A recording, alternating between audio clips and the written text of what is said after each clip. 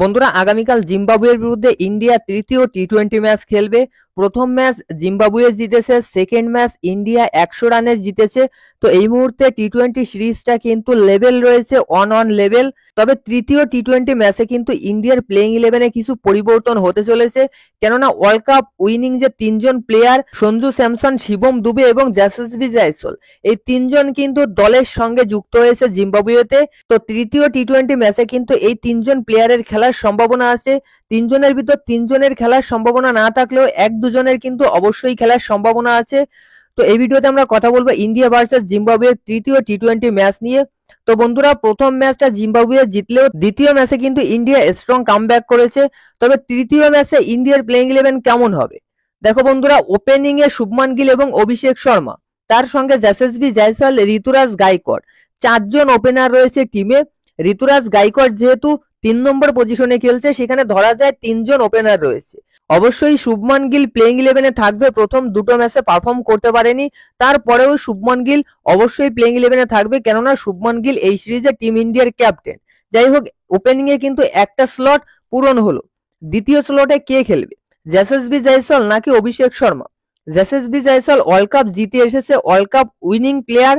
অপরদিকে অভিষেক শর্মা কিন্তু দ্বিতীয় ম্যাচেই সেঞ্চুরি করেছে। তো এখানে কিন্তু একটা কনফিউশন থাকছে, ম্যানেজমেন্টেরই এটা কনফিউশন থাকবে, কাকে খেলাবে, অভিষেক শর্মাকে নাকি যশস্বী জয়সওয়ালকে।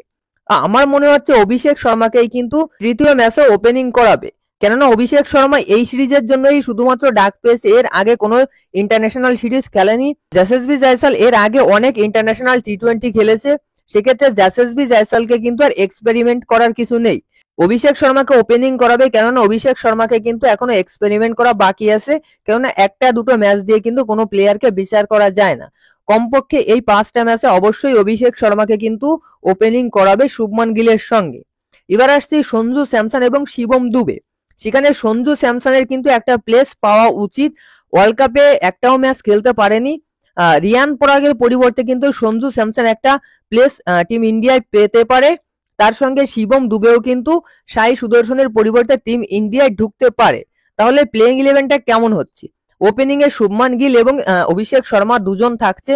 3 নম্বরে থাকছে ঋতুরাজ গায়কোয়াড়, 4 নম্বরে সঞ্জু স্যামসন, 5 নম্বরে শিবম দুবে, 6 নম্বরে রিঙ্কু সিং, 7 নম্বরে Dhruv Jurel as a wicket keeper. Sanju স্যামসনকে উইকেট কিপার হিসেবে খেলাতে পারে।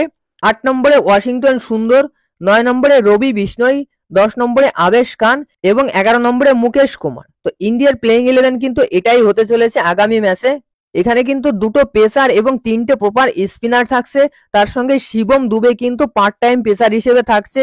তো দেখো, যে পিচটাই খেলা হচ্ছে এই পিচে স্পিনাররা কিন্তু বেশি সুবিধা পাচ্ছে।